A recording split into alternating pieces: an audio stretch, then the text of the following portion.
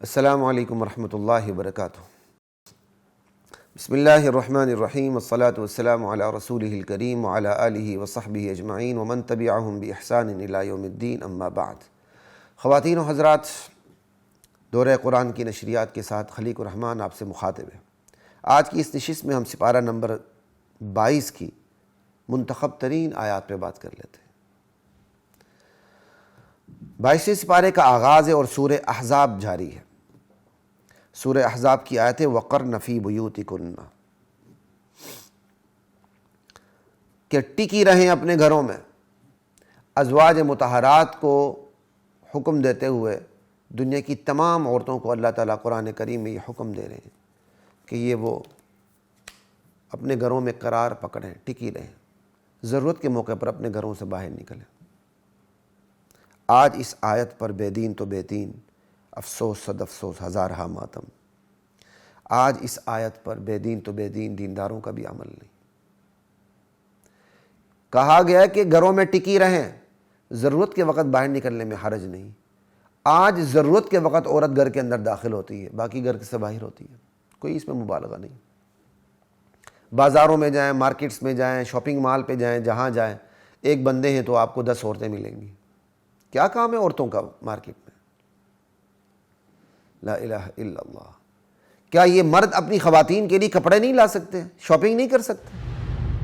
ہم نے تو کبھی اپنی والدہ کو الحمدللہ بازار جاتے نہیں دیکھا۔ میرے مرحوم والد ہر چیز کا بندوبست گھر میں کرتے تھے، پسند کرواتے تھے۔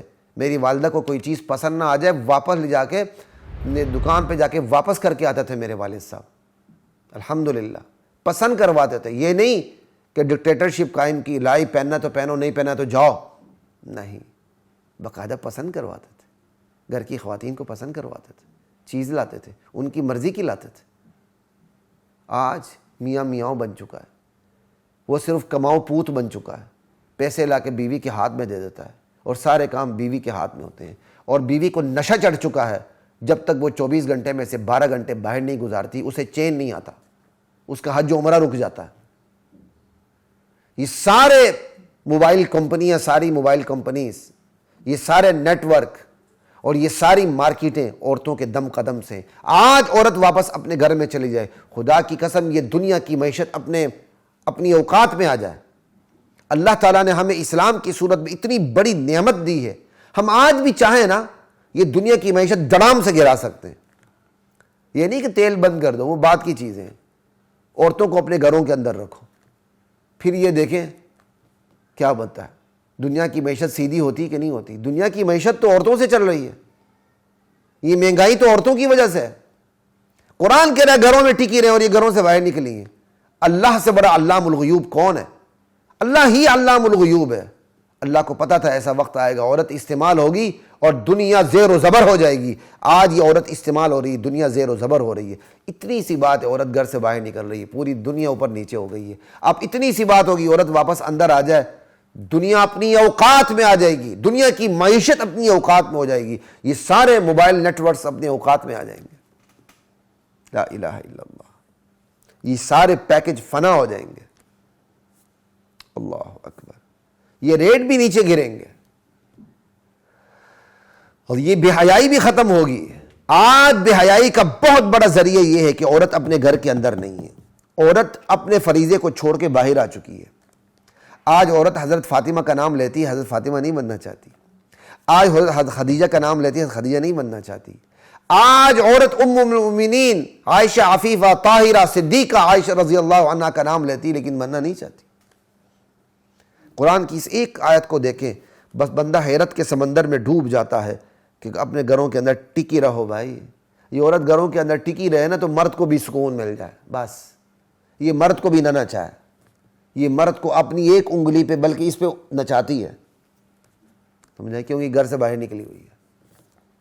یہ گھر کے اندر چلی جائے، عدالت سے خلا کے کیس بھی سارے واپس ہو جائیں گے انشاءاللہ۔ اس ایک وقرن فی بیوتکن کو دیکھ لیں آپ اور دور صحابہ پر اس کی امپلیمنٹ کریں، آپ کو ہر طرف سکون ملے گا۔ اس ایک آیت کو دیکھ لیں، آج کے دور میں اس کی امپلیمنٹیشن کریں، اس کی تطبیق کریں، ہر طرف آپ کو بے سکونی ملے گی، کیونکہ اس پر عمل نہیں ہے۔ اس آیت کو جس پہلو سے دیکھیں، سیاست کے پہلو سے، فرد کی تربیت کے پہلو سے، نسوانیت کی تربیت کی پہلو سے، میاں بیوی کے تعلق کے پہلو سے، ماں بیٹی کے تعلق کے پہلو سے، والدین اور اولاد کے تعلق کے پہلو سے، بے حیائی کے پہلو سے، حیا کے پہلو سے، معیشت کے پہلو سے، معاشرت کے پہلو سے، یہاں تک کہ سیاست کے پہلو سے، آپ جس پہلو سے دیکھیں حیرت کے سمندر میں آپ ڈوبتے چلے جائیں گے۔ اتنی کمال کی آیت ہے وَقَرْنَ فِي بُيُوتِكُنَّ، نالے خدا کے بندوں گھروں میں ٹکی رہو۔ مخلوط ماحول کے پہلو سے، یونیورسٹیوں میں تعلیم کی پہلو سے، جامعات کے اندر، دنیاوی جامعات کے اندر جو کیو ایجوکیشن ہے، مخلوط تعلیم ہے، لڑکے لڑکیاں اکٹھے پڑھ رہے ہیں، ان کے اس پہلو سے آپ دیکھتے جائیں، آپ حیرت کے سمندر میں ڈوبتے چلے جائیں گے۔ اتنی کمال کی آیت ہے۔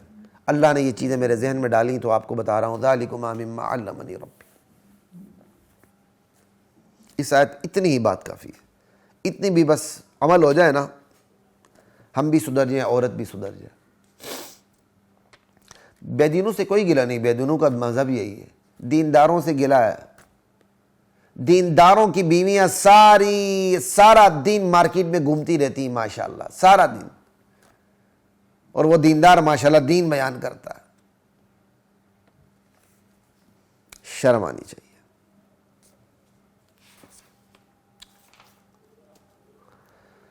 سورہ احزاب کی آیت میں نے آپ کے سامنے پڑھی تھی 33۔ اب سورہ احزاب کی 36 سے 39 تک کی آیات کو آپ دیکھ لیں۔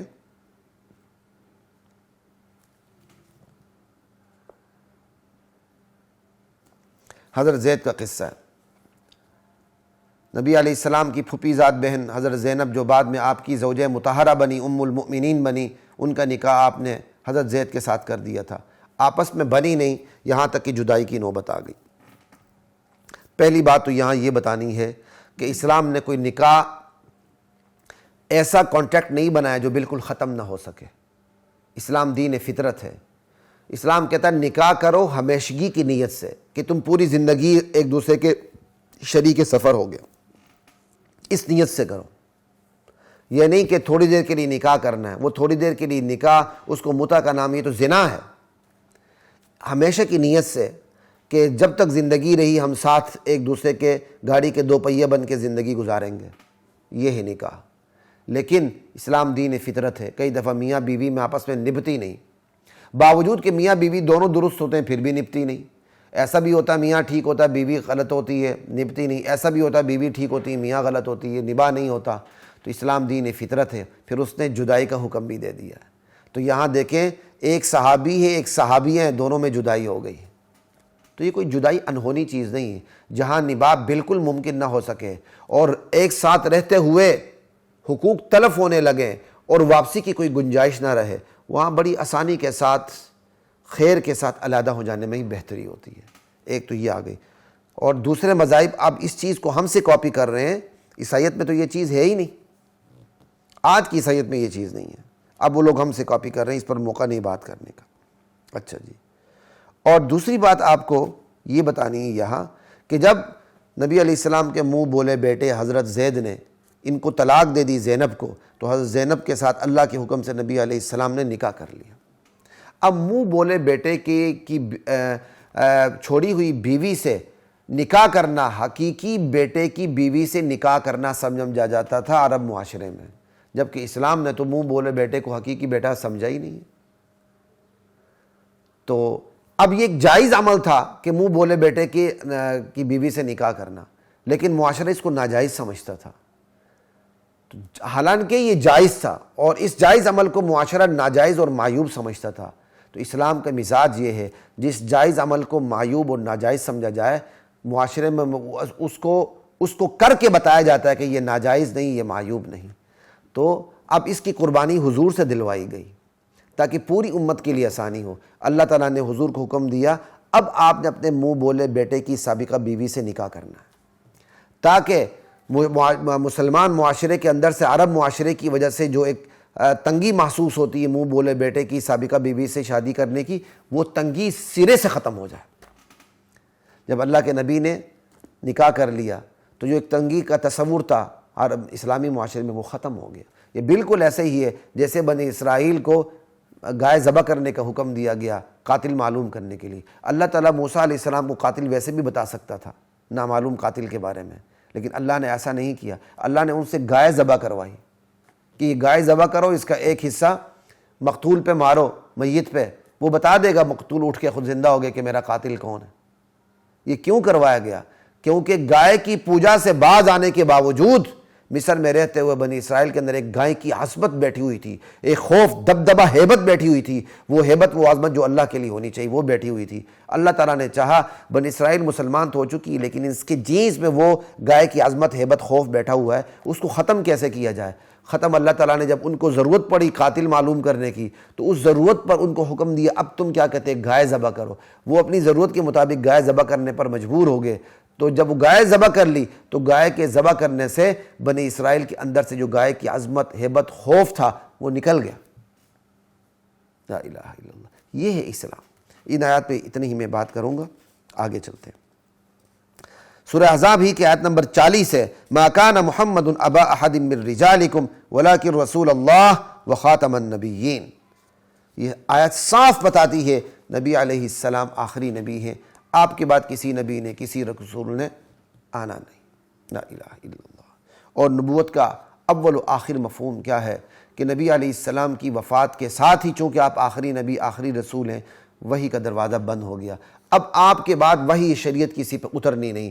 آپ کے بعد بھی اگر کوئی عقیدہ رکھتا ہے کہ بھئی آپ کے بعد بھی کسی امام پہ، کسی پیر ولی فقیر پہ اللہ کی طرف سے وہی شریعت نازل ہوتی ہے، اور ساتھ وہ عقیدہ بھی رکھتا ہے کہ حضور آخری نبی ہے، خدا کی قسم وہ ختم نبوت کا منکر ہے اور وہ ختم نبوت کا ڈاکو ہے۔ وہ جتنا مرضی اپنی زبان سے کہے کہ میں ختم نبوت پر ایمان رکھتا ہوں، وہ ایمان نہیں رکھتا۔ وہ قادیانی سے بڑا مرتد اور کافر ہے۔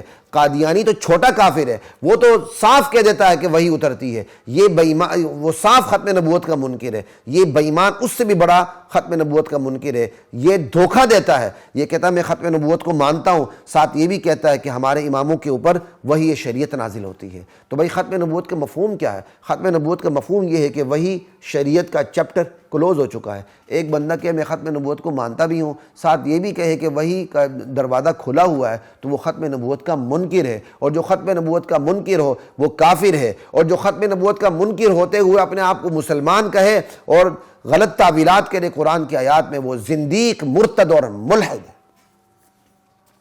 اس پہ اتنی ہی بات کافی ہے، آگے چلتے ہیں۔ سورہ احزاب کی آیت نمبر 67 ہے، جس میں قیامت کے دن کا ایک منظر ہے کہ چھوٹے بڑوں کے بارے میں کہیں گے، اللہ کی عدالت میں استغاثہ دائر کریں گے۔ وَقَالُوا رَبَّنَا إِنَّا أَطَعْنَا سَادَتَنَا وَكُبَرَاءَنَا فَأَضَلُّونَا السَّبِيلَ۔ اے ہمارے پروردگار، ہم نے تو اپنے سادات کی، اپنے بڑوں کی، سرداروں کی بات مانی تھی، انہوں نے ہمیں گمراہ کر دیا۔ یا اللہ ان کو دگنا عذاب دے، ان پر لعنت برسا دے۔ ربنا آتہم ضعفین من العذاب والعنہم لعنا کبیرا۔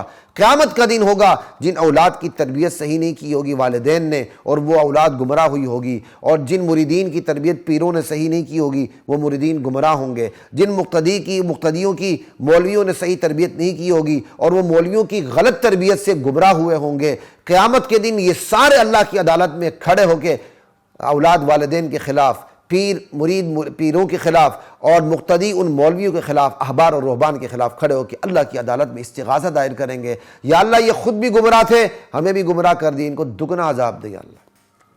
اللہ میری اور آپ کی، ہم سب کی حفاظت فرمائے۔ اللہ ہمیں آنکھیں کھول کر چلنے کی توفیق عطا فرمائے کہ ہم آنکھیں کھول کے چلیں۔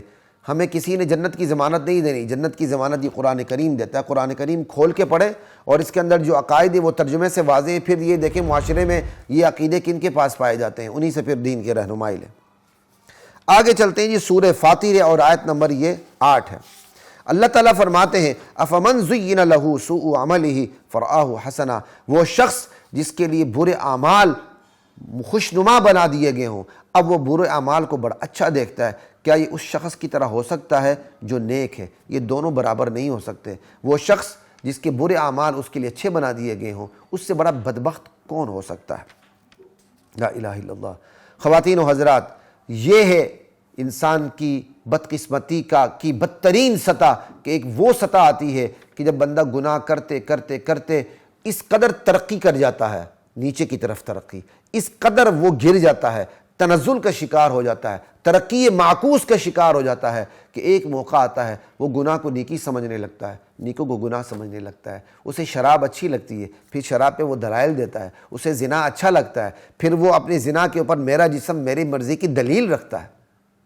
اللہ سے اس سطح سے پناہ مانگے، اس دن سے پناہ مانگے کہ بندے کو اپنے گناہ اچھے لگنے لگیں، نکاح برا لگے، زنا اچھا لگے، بے حیائی اچھی لگے، حیا برا لگے، انسان کا ذوق خراب ہو جائے، پھر ہدایت ملنی ناممکن حد تک مشکل ہو جاتی ہے۔ اللہ کے لیے تو کوئی مشکل نہیں، لیکن یہ وہ علامات ہوتی ہیں جس سے صاف پتہ چل رہا ہوتا ہے کہ یہ بندہ اس سطح کی طرف جا رہا ہے جس سطح پر اللہ تعالیٰ دل پر مہر لگا دیتے ہیں، پھر ہدایت اندر باہر نہیں ہو سکتی۔ ختم اللہ علی قلوبہم، اللہ ہم سب کی حفاظت فرمائے۔ اس پر اتنی ہی بات کافی ہے۔ آگے سورہ فاطر کی آیت نمبر 13 ہے اور 13، 14، 15 کو دیکھ لیں آپ۔ اچھا جی،